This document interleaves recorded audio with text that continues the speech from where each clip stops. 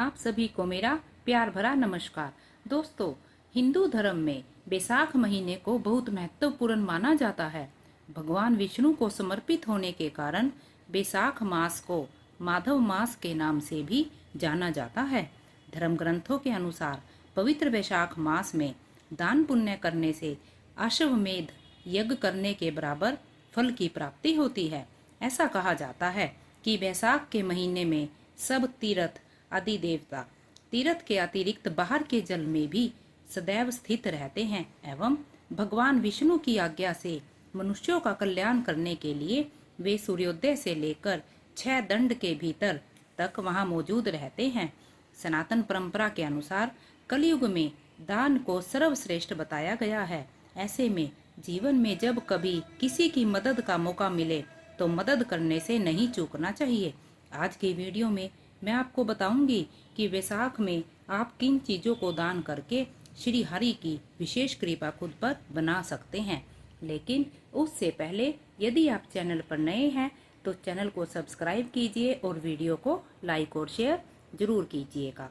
अब बात करते हैं उन चीज़ों की जिन्हें आप वैसाख के महीने में दान कर सकते हैं। सबसे पहली चीज है जलदान। कहते हैं जल ही जीवन है। धार्मिक मान्यता है कि जो व्यक्ति महात्माओं, थके और प्यासे व्यक्तियों को शीतल जल पिलाता है उसे उतनी ही मात्रा में 10,000 राजसूय यज्ञों का फल प्राप्त होता है।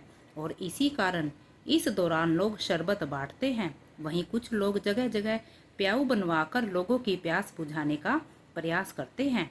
अगर आप प्याऊ नहीं बनवा सकते तो इसकी जगह पानी के घड़े भरकर रख दे। दूसरी चीज है पंखे का दान करना। जो इस मास में ताड़ का पंखा दान करता है वह सब पापों का नाश करके ब्रह्मलोक को जाता है।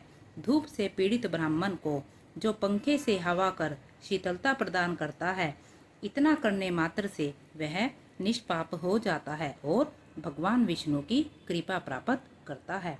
तीसरी चीज है सत्तू का दान। वैसाख के महीने में सत्तू का दान करना भी बहुत अच्छा माना जाता है।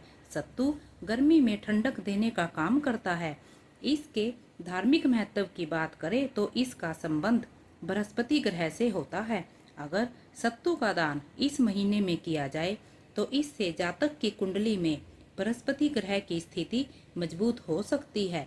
इससे पूर्ण श्रद्धा भाव के साथ सत्तू का दान जरूर करें। चौथा है पादुका का दान। शास्त्र कहते हैं कि जो विष्णु प्रिय वैसाख मास में किसी जरूरतमंद व्यक्ति को पादुका या जूते चप्पल दान करता है वह भगवान श्री हरि के लोक में जाता है। इस महीने में धरती तप जाती है, इसलिए जूतों के दान का विधान बना हुआ है। पांचवी चीज है आम का दान। आम का दान करने से ग्रहों की शांति होती है और धन लाभ होता है। आम का दान सूर्योदय के समय या ब्रह्म मुहूर्त में करना ही शुभ माना जाता है। आम वैसाख मास में प्रमुख मौसमी फल होता है और इसका दान करने से समर्पण की भावना बढ़ती है। छठी चीज है तिल का दान। ज्योतिष शास्त्र के अनुसार वैसाख के महीने में तिल का दान करना सबसे शुभ माना जाता है। मान्यता है कि इस महीने तिल का दान करने से पितरों का आशीर्वाद प्राप्त होता है और जीवन में सुख शांति आती है। सातवीं चीज है जौ का दान। धर्म शास्त्रों की माने तो वैसाख के महीने में जौ या फिर जौ का आटा दान करना बहुत ही फलदायी माना गया है। शास्त्रों में जौ के दान को स्वर्ण के दान के बराबर फलदायी माना गया है। इसलिए इस महीने में ब्राह्मणों को जौ का दान जरूर देना चाहिए। आठवीं चीज है गुड़ का दान। बैसाख महीने में गुड़ के दान को महादान माना जाता है। गुड़ का दान करने से आपकी कुंडली में सूर्य की स्थिति मजबूत होती है, जिसके कारण आपको करियर में तरक्की मिलती है। इसलिए गुड़ का दान जरूर करना चाहिए। नौवीं चीज है सूती वस्त्र का दान।